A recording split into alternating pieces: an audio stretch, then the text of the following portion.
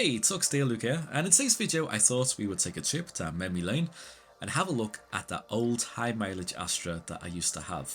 And in this video I want to tell the story of it, show you the transformation it went through by looking at some of the old videos, and ultimately talk about the fate of the car and what's actually happened to it, because I don't actually know, so you're going to find out with me. Now, I did want to film some fresh content for you today with the Alfa Romeo in the garden and do a detail on it, but still haven't got the workspace done. Weather was not good enough, and then the person who was going to do the job couldn't make that particular day, so hopefully tomorrow we'll get a start. I don't know. So anyway, let's do some rainy day content and have a look at some old Talk Steer nostalgia.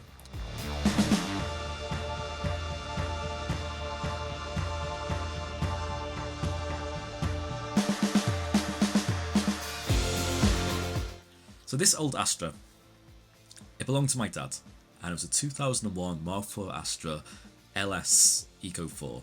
And obviously there's the silver, they used to always see them in. I mean, these things used to be everywhere, they used to be very, very popular. Not so much these days because they've got old, but back in the day they were a popular, maybe a little bit forgettable car, but still a very good car. And this one was an Eco 4, this was quite a special model. Not special or exciting, but it was quite versatile, because this was like one of the very, very first cars to qualify for cheap tax in the UK. Right in 2001, the UK came in with these new number plates. You might see them in the UK like with 51 plates, 02, 53. It's kind of the number plates we use now rather than the old ones of having letters designating the age of the car. As a result, when that came in, there was also new tax brackets brought in. So cars were no longer separated into their engine size. Before it used to be anything above, I think, 1.5 litres, or used to be one tax bracket, and anything below 1.5 used to be in a different one. But I think from March 2001 they started to go by emissions. So taking all that into account, Vauxhall took advantage of these new tax regulations, and they made the Eco 4 model, which was an ultra low emissions one for the time, and even today it's only £35 a year to tax, like 23 years later on. Now they did this by taking the regular Astra LS, the DTI model, a 1.7 diesel, and making a few tweaks to it to make it a little bit more economical and therefore reduce its emissions just a little bit to get into this lower bracket. So to do that, they firstly made the gear ratios longer. They couldn't really afford to put a 6-speed box in the car, so it still had a 5-speed, but because it had longer ratios, especially on the motorway, the economy figures were actually really, really good. I know my dad averaged 60 miles per gallon out of this car, yeah, imperial gallons. That's still very good even by today's standards. On a motorway run, you'd be getting over 80 miles per gallon out of that car. They also did stuff like putting an aerodynamic spoiler on the back, which made the car just a little bit slippier. It wasn't like a downforce spoiler, it was actually to make the car slippier. And then underneath there was some aerodynamic under trays, again just to reduce the reduce the drag coefficients of the car. Finally, they actually put like skinnier tyres on it, and all this combined just got the tax bracket down from the regular like £120 all the way down to 35, and it was kind of designed for company car buyers in order to appeal to them. So my dad really liked this car because it was very economical, but it was also very, very reliable, whilst also being quite refined and quite comfortable. And because those low gear ratios, it was very comfortable on the motorway. Again, it was always like having a 6th gear because the revs were nice and low. And because you had these fatter tyres with a lot of sidewall, the car was quiet and the road bumps quite nicely. So it was a good long distance cruiser, surprisingly, and it was quite quiet because of all that. Now, this car had done major miles. By the time of the video, it done something like the initial video posted on YouTube, it done something like 240,000 miles or something like that. And I actually initially started filming this car because I had nothing else to film. I was trying to film some nicer cars, including the Alfa I have at the moment that I used to feature on the channel. And this weekend I had nothing to do, and I had some products sent to me, I think from Sam's Detailing, and I had to kind of show them. So I took my dad's old car, which was really filthy, and it just needed a good clean. I really wasn't putting any expectation into this video. I thought it was going to really do rubbish. And I was totally wrong about that, because the amount of views this video got was phenomenal. Even today, it's still by far the highest amount of views a particular video has got on my channel.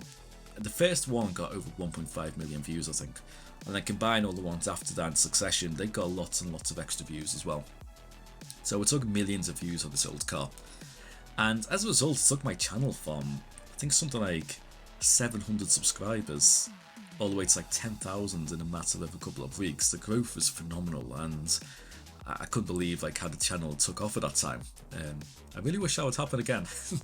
Maybe all this extra posting I'm doing will actually get me to that, who knows. But as a result, yeah, I started to make sure that car featured on the channel a few more times. So we did the exterior detail on it, and you know, the car's looking so much better after the exterior detail. It was looking a lot fresher, especially that silver paint. It's just a colour that, no matter how worn it gets, still can actually come up looking quite well.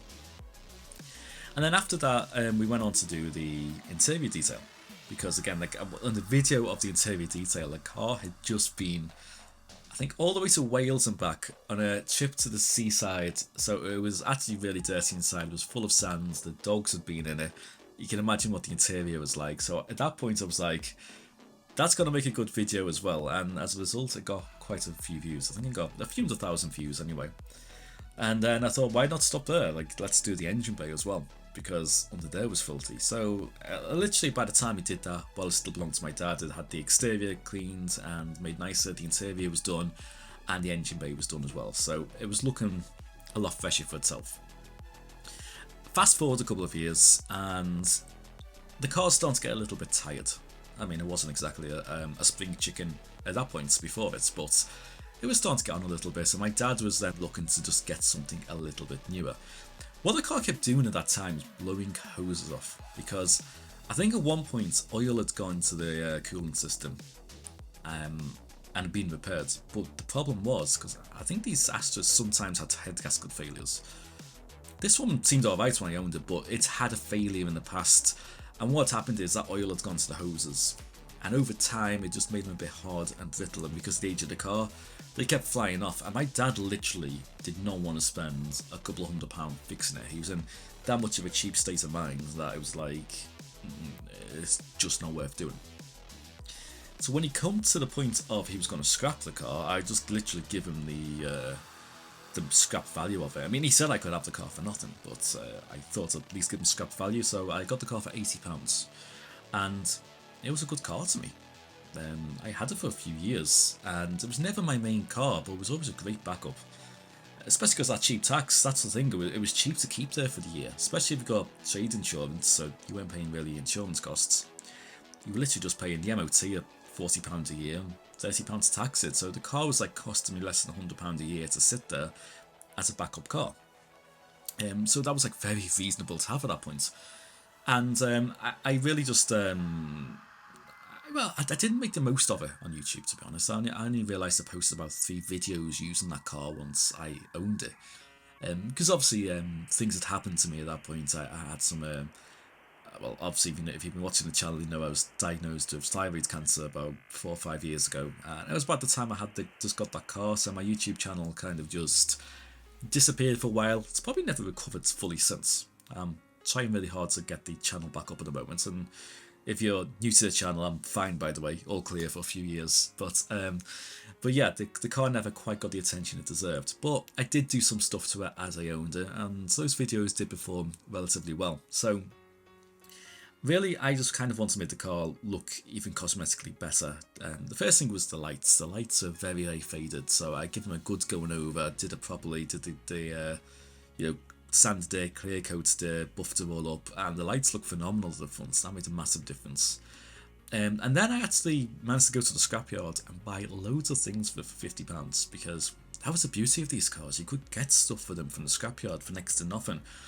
Again, they are a little bit rare at the moment because of the age, but go back 5 to 10 years ago, you were guaranteed to always find a silver Astra in a scrapyard, and that always made panels and parts really, really cheap to get. You could run these on next to nothing, especially because the reliability was good and the running costs were so good as well. So for like £50, I got a new headliner for the car, because the initial detail I did actually made the headliner sag. It separated the glue holding it in, so when you're driving, the headliner was on your head. And I ended up just putting a new headliner in it. got some new wheels. I think that was a separate scrapyard trip, but I think I got a new set of alloys of £50. I really looked better on the car. And then I managed to, I think, put some smoked lights on the back, which look quite good, and smoked lights on the front. So it made the car look a lot more like an SXI model, which is a little bit sportier. And the car looks really good for that. I think that the slight smoke with the silver paint actually looked pretty good in the end. So that was kind of like what my story was with the car. Now, of course, you're now wondering at this point, what was the fate of the car? And unfortunately, I sold the car for like £200 because it got to the point 4 years ago I bought the Volvo V70. Now, before I had the V70, I had stuff like Audi A4s, saloons, and they weren't very practical. So when you had something like the Astra, which actually had a relatively big boot, it was a hatchback with the back seats down, and it had a tow bar, it made sense to keep it around just for practicality reasons. But then it got to the point where the Volvo came in, which, no matter how hard the Astra tried, it was nowhere near as practical as that Volvo could be. And the Volvo had a tow bar, obviously had a lot more boot space in the back for putting stuff in. I just got to the point where I wasn't using it. It was just sat there, just not doing anything. And I think I had other cars at the time, like I think I had the Z4 at the time as a second car, which I used to use for fun. So it just had to go, unfortunately. And obviously part of me always regrets getting rid of it because I have a soft spot for that car. But yeah, it's that's what it was. It just went because it was taking up a lot of space. Despite not taking much money to stay there, cars do take up a lot of space, and it just wasn't worth keeping at that point. So yeah, let's at this point, I think it's time to see what's actually happened to the car. Is it still on the roads? So I'm hoping it still is, but I'm not optimistic because this was going back 2 years ago, and I can't see someone maintaining that car for a couple of years. Well, let's see. Okay, moment of truth. I'm on the government's website, and let's see what's happened to this car. So let's put the reg in. Y937MRF. Used to call the car Murphy. It had a name. So, what happened to Murphy? Could not be found. Have I put the right registration in? Let me check. That is the right registration. That's weird. The vehicle details can't be found. I'm looking literally at the reg, Y937MRF. Let's try this one more time. Let's try it with a space, even though it doesn't say it. Y937MRF. Details still can't be found. Okay, there's one more thing we can try, which is going to MOT history, and let's see if that comes up, and then we'll try the tax status. Y937MRF, and the MOT is expired by 29th of December 2022.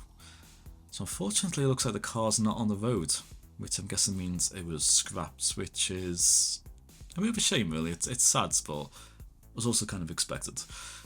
So I guess that's the history of the car. It never really had any more MOTs after I sold it. So there we go. That was the fate of the Astra. And actually, what did it get to on its last MOT?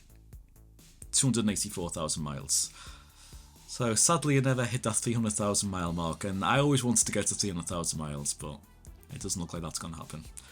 So anyway, there's the story of the Astra. So thank you for watching this. It's been a nostalgic trip talking about this car, and I might do some of the other cars I've had in the past as well coming up. So yeah, thank you all for watching. See you soon, and as always, take care.